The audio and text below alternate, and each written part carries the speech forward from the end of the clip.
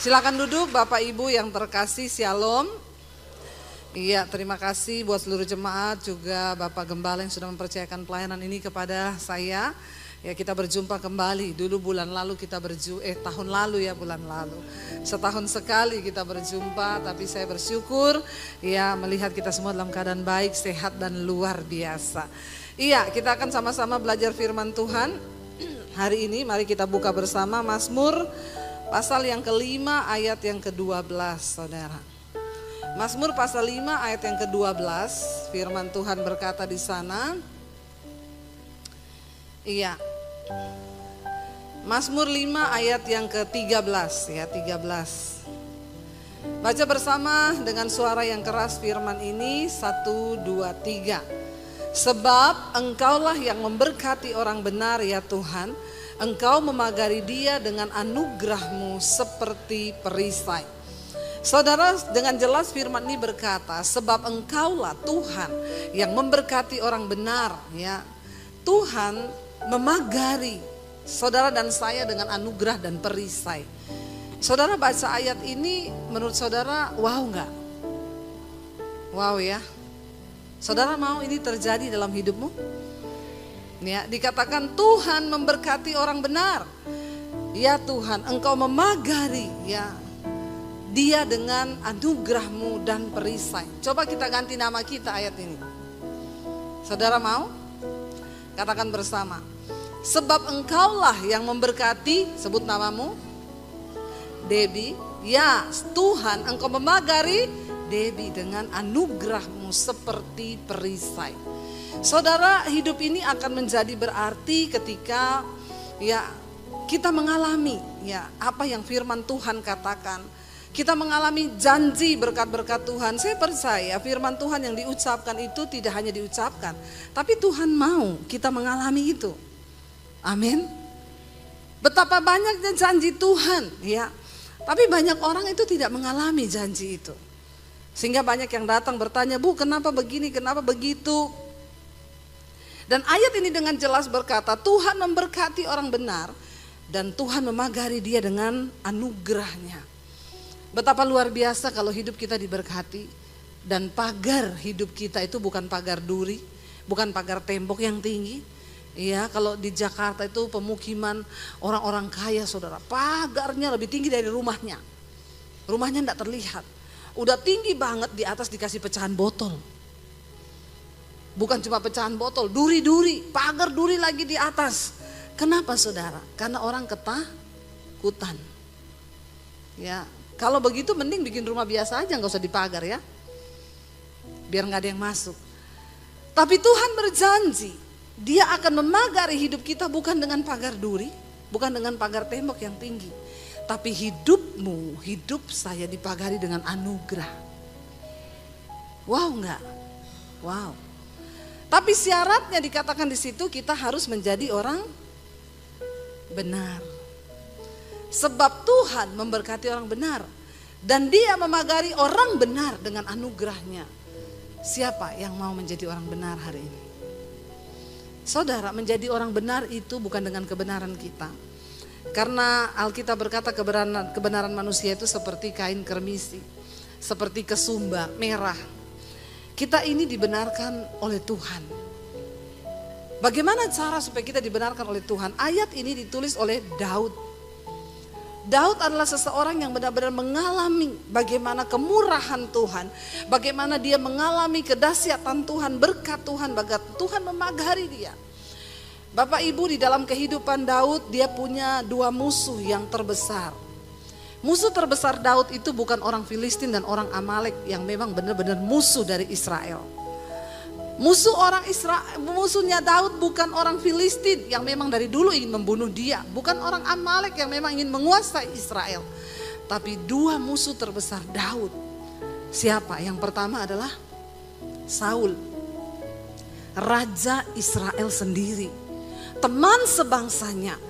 Karena iri hati kepada Daud, Saul ingin membunuh Daud. Yang kedua musuh terbesar Daud ialah siapa? Anaknya sendiri yang bernama Absalom. Pada lulus sekolah minggu gak ini? Kayaknya pada gak tahu ceritanya.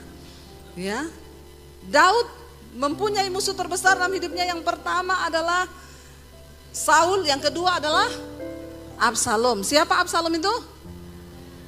Pinter sekarang, sudah lulus sekolah minggu. Ya, Absalom anaknya sendiri. Dan memang saudara, orang yang akan menyebabkan kita itu kepahitan, orang yang akan membuat kita kecewa, itu adalah ketika kita ini dilukai oleh orang-orang yang terdekat. Bukan orang jauh yang bikin kita kepahitan. Makanya saya nggak pernah layani ibu-ibu nangis, "Bu, saya kepahitan." Sama siapa, Bu? Sama sopir angkot. Nggak ada saudara, ibu-ibu kepahitan sama sopir angkot tuh nggak ada. Atau dia bilang, "Saya kepahitan, Bu, sama siapa? Sama tukang sayur, Bu, dia jual sayur busuk." Nggak ada. Biasanya ibu-ibu tuh kepahitan yang pertama sama, kok tahu suami-suami? Bertobatlah kau. Langsung jawabannya suami. Pengalaman pribadi ya.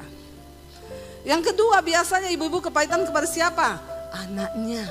Kenapa? Ini orang-orang yang punya hubungan dekat.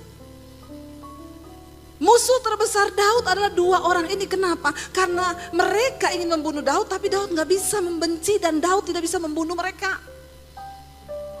Ketika Daud dikejar-kejar oleh Saul, saudara, Daud punya kesempatan 2 kali untuk membunuh Saul. Yang pertama, ketika Daud lari bersembunyi di gua, Saul menyusul dengan anak buahnya. Tapi Daud dapati Saul sedang tertidur. Lalu anak buahnya berkata kepada Daud, "Tuhan sudah mengirim musuhmu ke dalam tanganmu. Tidak usah tunggu lagi, bunuh Saul hari ini juga." Tapi Daud berkata, "Tidak, aku tidak akan mengusik orang yang diurapi oleh Tuhan." Memang waktu itu Saul diurapi menjadi raja. Tapi Alkitab dengan jelas berkata roh Tuhan sudah mundur daripada Saul. Dan waktu itu Daud tidak membunuh Saul, dia cuma gunting ujung jubahnya sebagai bukti. Dia tunjukkan kepada Raja Saul, keesokannya dia bilang, "Nyawamu berarti bagiku. Aku punya kesempatan untuk membunuhmu, tapi aku tidak melakukan itu. Ini ujung jubahmu." Saudara, kalau saudara punya musuh, lalu saudara punya kesempatan untuk menjatuhkan atau membunuh dia, atau menusuk dia, atau saudara lihat dia jatuh, apa reaksi saudara? Jujur, pasti engkau ucapan syukur. Ya Pak ya. Kenapa Daud terbukti menjadi orang benar di mata Tuhan? Karena Daud, saudara, dia punya kesempatan 2 kali untuk membalas Saul, tetapi dia tidak melakukan itu. Mari kita buka bersama di dalam 1 Samuel pasal yang ke-26. Ini kali yang kedua Daud mendapat kesempatan untuk membunuh Raja Saul. 1 Samuel 26 ayat yang ke-8 dan ayat yang ke-9 ya. Kita baca bersama 1, 2, 3. Lalu berkatalah Abisai kepada Daud, "Pada hari ini Allah telah menyerahkan musuhmu ke dalam tanganmu. Oleh sebab itu izinkanlah kiranya aku menancapkan dia ke tanah dengan tombak ini. Dengan 1 tikaman saja, tidak usah dia kutancapkan 2 kali." Anak buah Daud berkata, pakai ayat, pakai firman loh. Ya, katanya apa? "Pada hari ini Allah telah menyerahkan musuhmu ke dalam tanganmu." Kalau Daud salah mendengar, dia akan berkata, "Yes, amin, amin, amin. Silahkan bunuh." Lalu dia bilang, Abisai bilang, "Izinkan aku 1 kali saja aku tusuk tombakku ke lambungnya. Tidak perlu tusuk 2 kali, 1 kali mati dia." Apa jawab Daud, saudara? Ayat yang berikutnya Daud berkata begini, "Tetapi apa? Kata Daud kepada Abisai, jangan musnahkan dia. Sebab siapakah yang dapat menjamah orang yang diurapi Tuhan dan bebas dari hukuman?" Ayat yang berikutnya, ayat yang ke-10 Daud berkata, lagi kata Daud, "Demi Tuhan yang hidup, niscaya Tuhan akan membunuh dia, entah karena sampai ajalnya atau ia mati, entah karena ia pergi berperang dan hilang lenyap di sana." Ayat yang berikutnya, ayat 11 berkata, "Kiranya Tuhan menjauhkan daripadaku untuk menjamah orang yang diurapi Tuhan." Ambillah sekarang tombak yang ada di sebelah kepalanya dan kendil itu, marilah kita pergi. Daud berkata kepada Abisai, biar Tuhan menjauhkan tanganku daripada melakukan kejahatan untuk membunuh Saul. Saudara, Saul ini sudah membuat hidup Daud terlunta-lunta.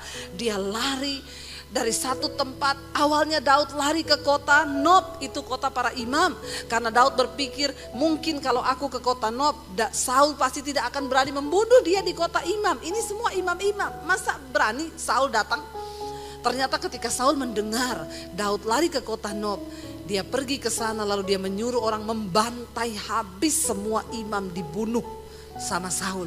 Hari itu juga, bayangkan saudara, imam aja bisa dibunuh oleh Saul karena dendam, karena iri hati kepada Daud.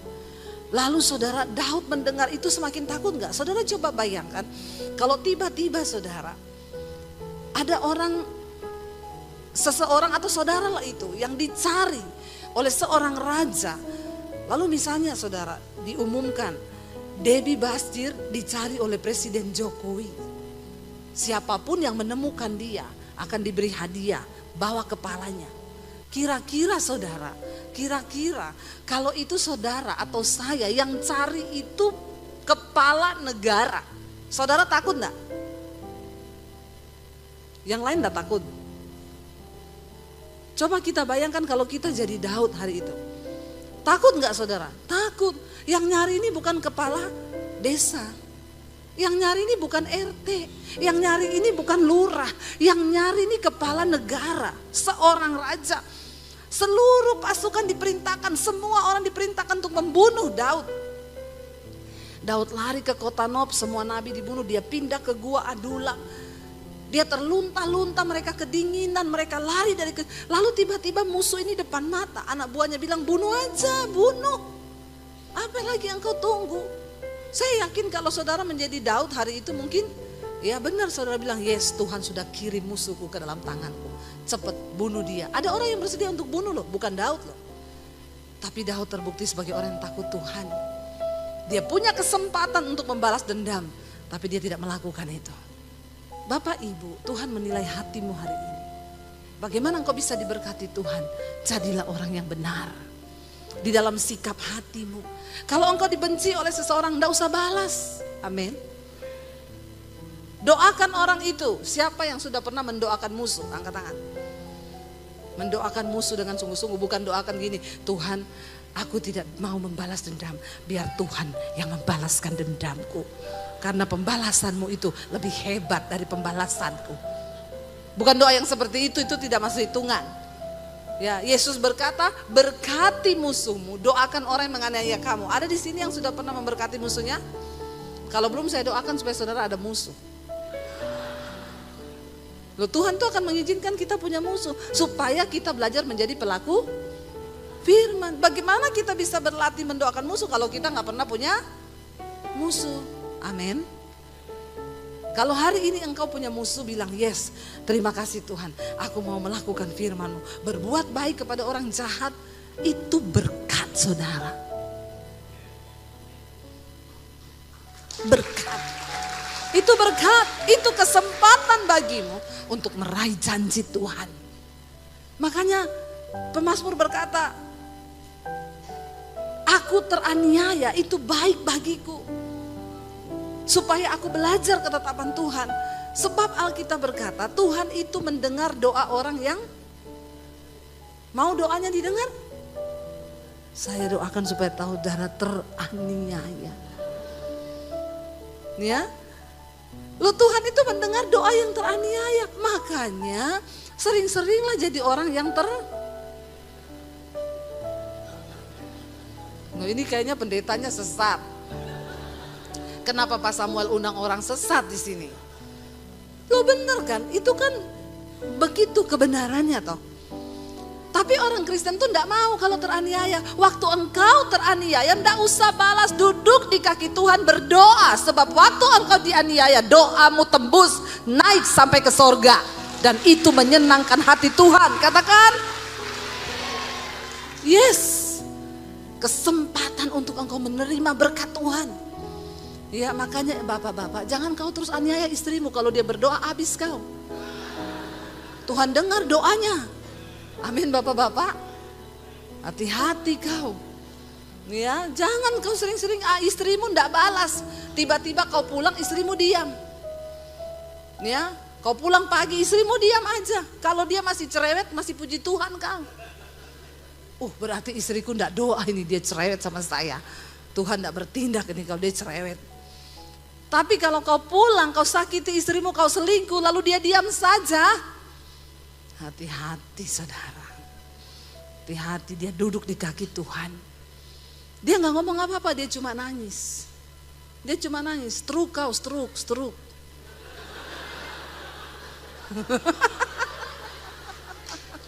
Jangan kau sombong bapak-bapak ya. Karena kau pikir kau punya uang lalu kau selingkuh. Ya, kau sembarangan, kau memperlakukan istrimu dengan tidak baik. Hati-hati kau para suami. Ada seorang bapak datang sama saya. Dia pejabat. Bu, saya ini bingung bu, cuma satu kelemahan saya ini bu. Saya itu tukang main perempuan.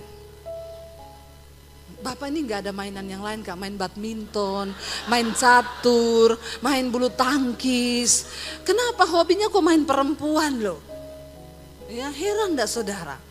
Terus bapak ini datang sama saya buat apa? Saya sama suami saya tuh berdua dia datang. Ibu doakan saya ibu, saya ini sudah dinubuatkan sama pendeta, sudah didoakan, sudah ditumpang tangan. Saya tanya, tumpang kaki sudah apa belum? Jadi ibu doakan saya dan tolong nasihati saya ibu. Karena saya ini kalau sudah berangkat ke Jakarta, begitu baru landing nih di bandara, langsung buka HP on, langsung kepengen hubungi cewek itu, suruh datang ke hotel. Itu saja kelemahan saya. Jadi ibu tolong nasihati saya bilang bapak sudah sering dinasihati pendeta, sudah jadi bapak mau dengar nasihat saya, iya. Kalau bapak landing di Jakarta, waktu bapak hidup di HP mau hubungi perempuan, bapak ingat ya ketika bapak mau masuk hotel, bapak masuk, bapak lagi senang-senang sama perempuan itu, lalu Tuhan gunting satu urat di jantungmu pak. Lalu jantungmu berhenti pak, kau kena serangan jantung di hotel, lagi sama perempuan, lalu kau mati pak. Dia gini dengar, kau mati pak, terus kau masuk koran. Jenazah ditemukan di hotel lagi bersinah selingkuh sama seorang wanita pejabat. Bapak ingat ya, kau mau masuk surga, masuk neraka atau masuk koran? Dia syok langsung gini, astaga ibu ini nasihat. Saya bilang kan bapak udah nasihati sama pendeta toh. Sekarang bapak minta nasihat saya kan. Ibu jangan bernubuat begitu ibu. Saya tidak bernubuat pak, ini nasihat saya. Kau bermain-main dengan Tuhan, kau tidak hormati Tuhan. Kau membiarkan hidupmu dalam kecemaran. Istrimu di rumah menangis pak. Istrimu teraniaya pasti. Iya memang bu, tapi dan bukan cuma itu bu. Saya ya kalau lagi bersinah pasti anak saya kerasukan bu. Tahu dia loh, anaknya itu sering kali diserang setan. Jadi istrinya udah tahu kalau anaknya di kampung kerasukan, ini pasti bapaknya di Jakarta lagi tidur sama perempuan. Ngeri ya saudara, ya ada ya orang begitu. Iya jadi nasihat saya, bapak ingat-ingat saja, bapak landing ya, hubungi perempuan masuk hotel. Tapi saya yakin dia tuh ingat terus omongan saya ini. Orang-orang kayak begitu jangan dikasih yang, Pak Tuhan memberkati bapak. Tuhan mengerti dosa bapak, pret. Lu jangan main-main ya pak, ingat saja kau lagi bersinah di hotel. Tuhan gunting saja satu urat jantungmu putus, kau serangan jantung mati kau pak. Saudara seringkali kita ini ya jangan saudara. Jangan kau aniaya orang, jangan kau sakiti apalagi orang yang tidak berdaya. Dia gak mampu balas. Ya, dia gak mampu balas. Atau dia bisa balas, Daud bisa balas, Daud bisa suruh anak buahnya bunuh Saul hari itu. Tapi dia membuktikan dia takut Tuhan. Dia membuktikan bahwa dia mau jadi orang yang benar di hadapan Tuhan. Dia bilang sama anak buahnya, apakah ada orang yang mengusik seorang diurapi dan dia bebas dari hukuman? Aku tidak akan mengotori tanganku. Kalau Saul akan mati, dia akan mati karena memang sudah ajalnya. Tuhan yang memanggil dia mati. Atau dia akan mati di pertempuran. Tapi bukan karena aku yang membunuhnya.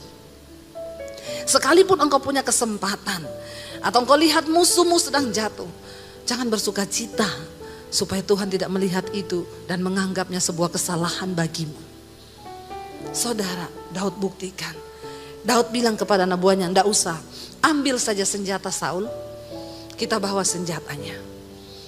Besok paginya Daud berteriak kepada Saul. Lalu Saul berkata, "Apakah engkau itu Daud?" "Iya, ini senjatamu. Hari ini nyawamu berharga bagiku. Aku bisa membunuh engkau tapi aku tidak melakukannya." Daud bilang, "Siapa yang menyuruh engkau membunuh aku dan membenci aku begitu rupa? Jika memang Tuhan yang menggerakkan engkau untuk membenci aku, terpujilah nama Tuhan. Tapi kalau itu manusia, terkutuklah dia."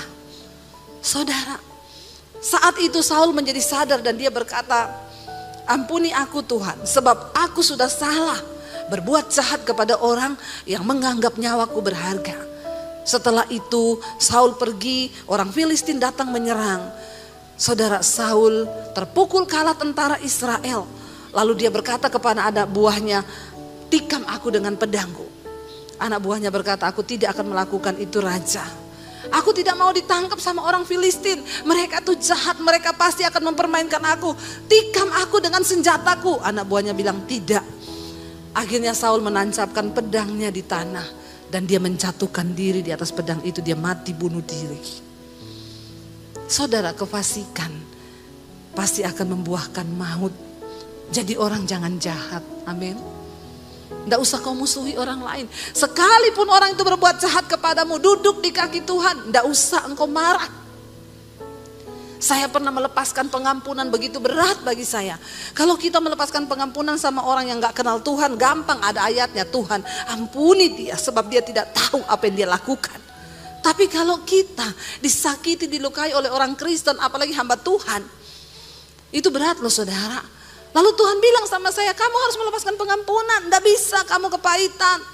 Ini adalah jalan bagimu menuju kepada kemuliaan." Saya bilang, "Tuhan, saya harus mengampuni hamba Tuhan. Berarti saya harus merubah ayat. Ampuni dia Tuhan." Karena dia tahu, tapi dia pura-pura tidak tahu apa yang dia lakukan. Tapi saya harus menjalani itu saudara. Ketika itu saya melihat saya berdiri di sebuah terowongan yang bentuknya hanya badan saya.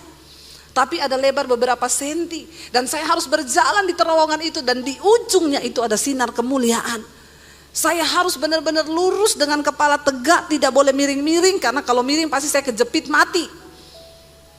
Tuhan bilang di situ, "Sebab sempitlah jalan yang menuju kepada kehidupan dan sedikit orang yang mau melaluinya, tapi lebarlah jalan yang menuju kepada kebinasaan dan banyak orang yang memilih untuk menjalaninya."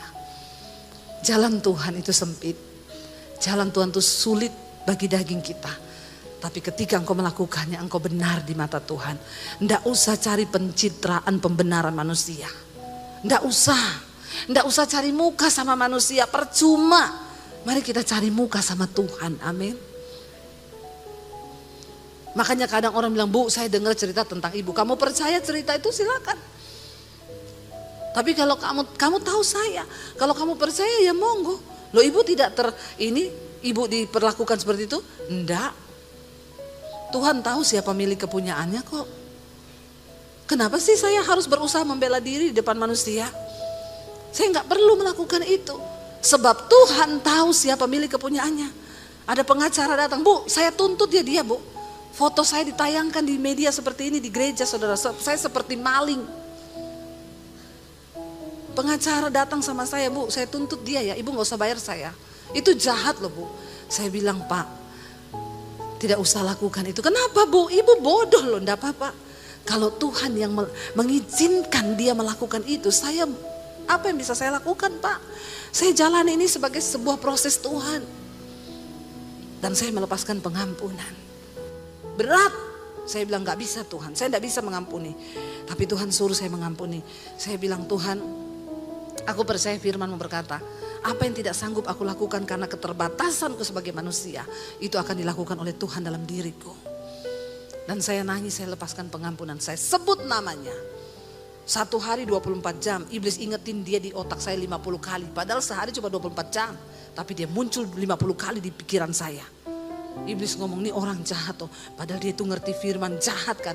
Dulu waktu saya belum melepaskan pengampunan, saya bilang, "Iya memang jahat, ini dasar terkutuk." Kita hidup kayak begitu, mukamu tua, cepat keriput, amin ibu-ibu.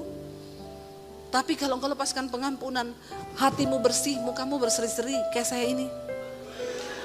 Masalah buat lo. Ya nggak usah kepahitan, hidup ini sudah pahit.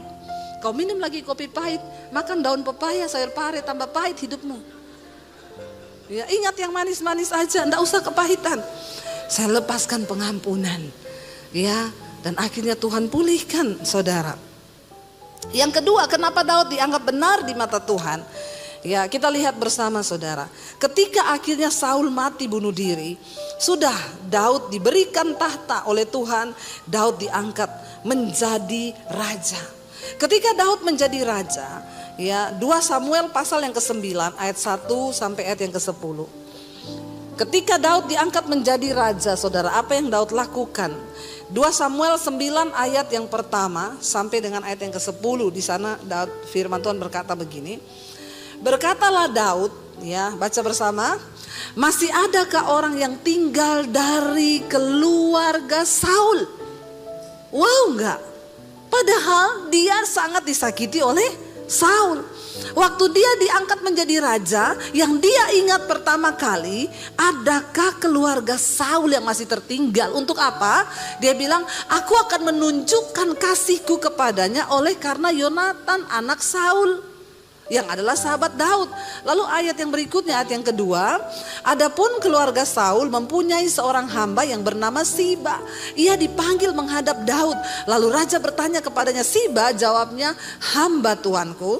Lalu ayat yang ketiga di sana dikatakan, kemudian berkatalah raja, tidak adakah lagi orang yang tinggal dari keluarga Saul? Aku hendak menunjukkan apa? Aku hendak menunjukkan kepadanya kasih yang dari Allah. Lalu berkatalah Siba kepada raja, masih ada seorang anak laki-laki Yonatan yang cacat kakinya. Pembantu Saul berkata, ada anaknya Yonatan, dia cacat. Tanya raja kepadanya, di manakah ia? Jawab Siba kepada raja, dia ada di rumah Makhir bin Amiel di Lodebar. Lalu kita lihat ayat selanjutnya. Sesudah itu raja menyuruh mengambil dia dari rumah Makhir bin Amiel di Lodebar. Dan ayat yang ke-6 berkata, dan Mephiboset, ini keturunan cucu dari Saul, Mephiboset bin Yonatan bin Saul masuk menghadap raja. Ia sujud dan menyembah. Kata Daud, Mephiboset? Jawabnya, inilah hamba tuanku. Ayat yang ke-7. Kemudian berkatalah Daud kepadanya, janganlah takut, sebab aku pasti akan menunjukkan kasihku kepadamu oleh karena Yonatan ayahmu. Aku akan mengembalikan apa saudara? Segala ladang Saul nenekmu, dan engkau akan tetap makan sehidangan dengan aku. Wow, saudara, ya ini orang yang luar biasa. Kalau saudara disakiti oleh keluargamu atau siapapun, apa yang akan saudara lakukan? Jangan bergaul sama itu anak ya. Itu anaknya ommu kan, jahat itu. Nggak usah ya, 7 turunan kita putus hubungan. Hidupmu terkutuk. Orang Kristen sebenarnya engkau bisa menikmati banyak berkat Tuhan.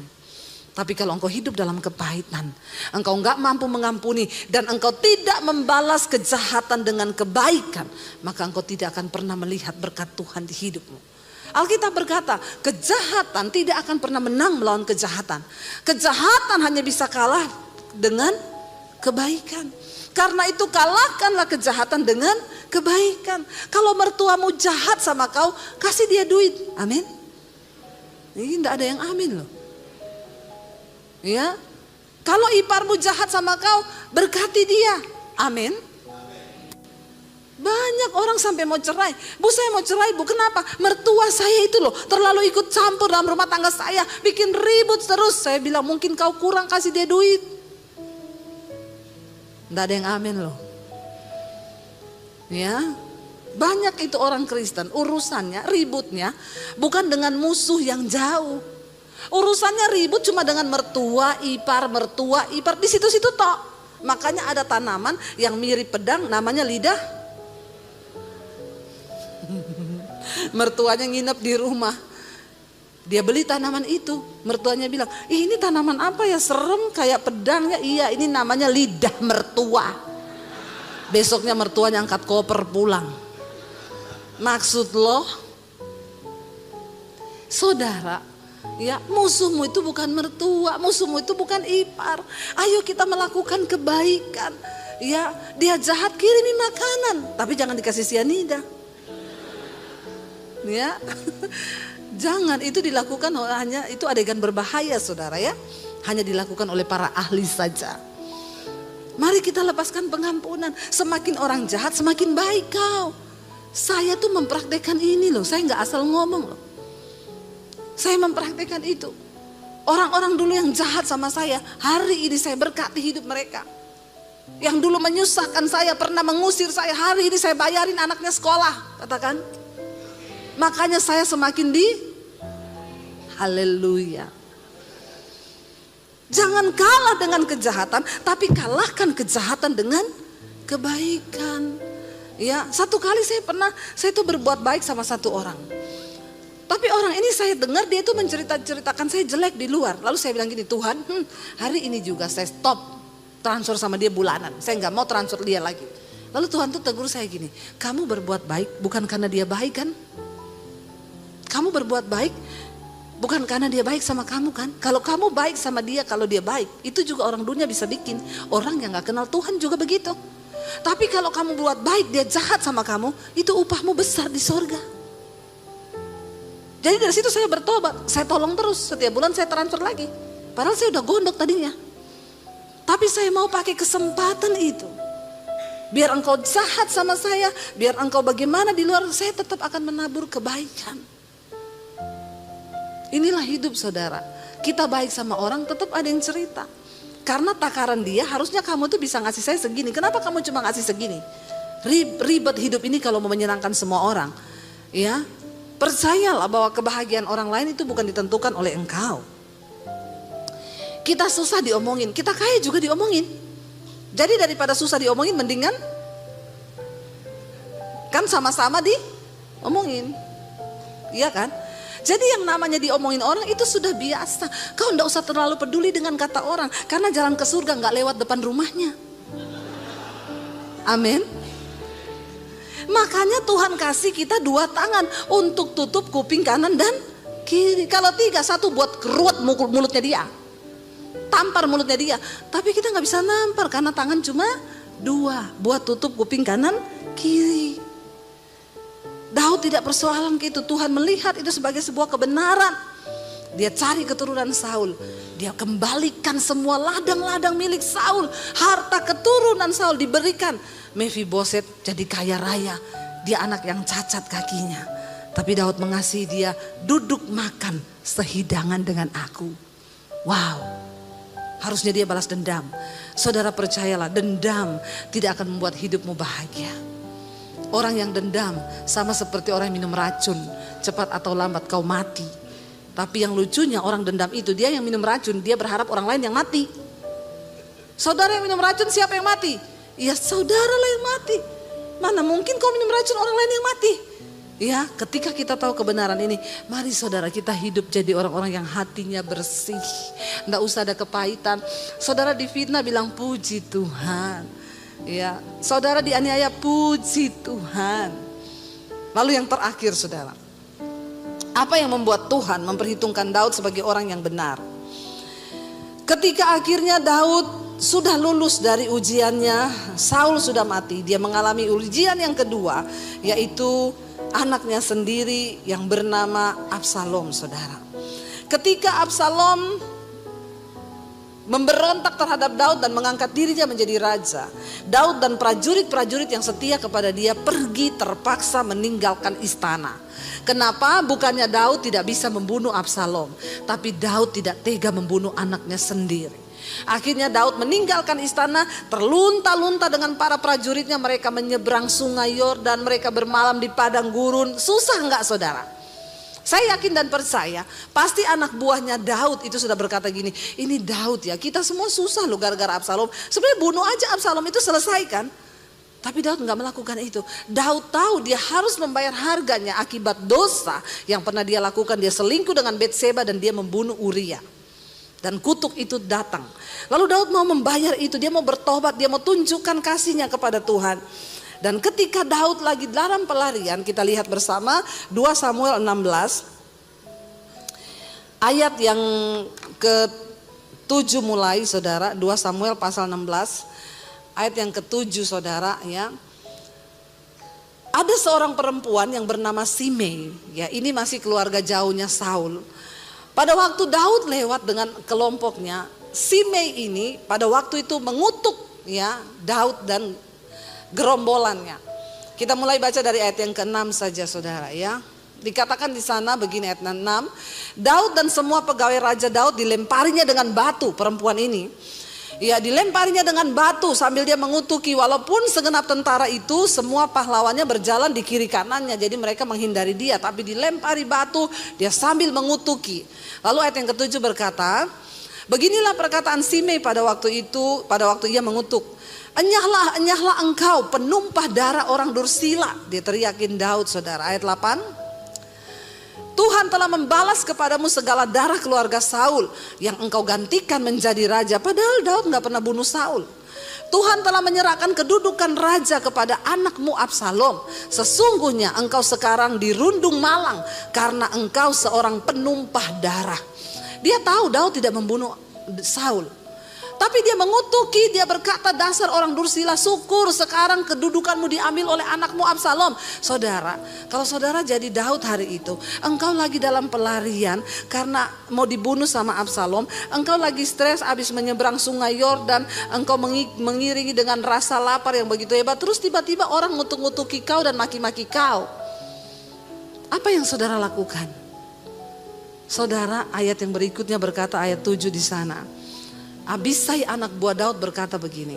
Lalu berkatalah Abisai anak Seruya kepada raja. Mengapa anjing mati ini mengutuki tuanku raja? Dia gak bilang lagi orang. Anjing mati. Di Alkitab seringkali dipakai istilah anjing mati, itu artinya apa? Tidak berguna orang ini. Udah anjing mati lagi.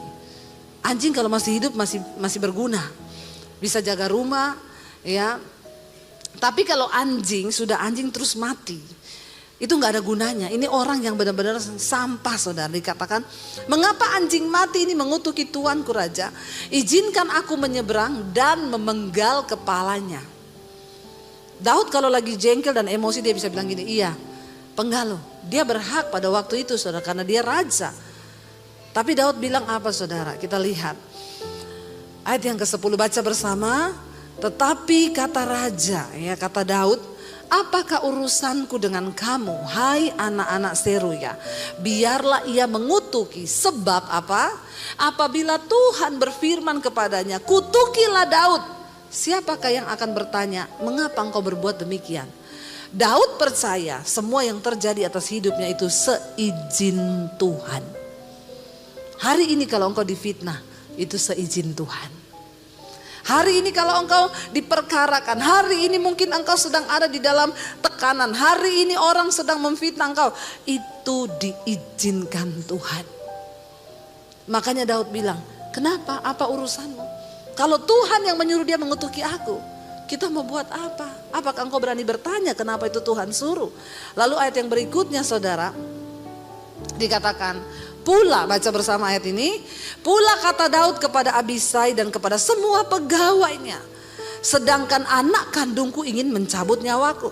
Terlebih lagi sekarang orang Benyamin ini. Biarkanlah dia dan biarlah ia mengutuk. Sebab Tuhan telah berfirman demikian kepadanya demikian. Ayat yang berikutnya 12 baca bersama.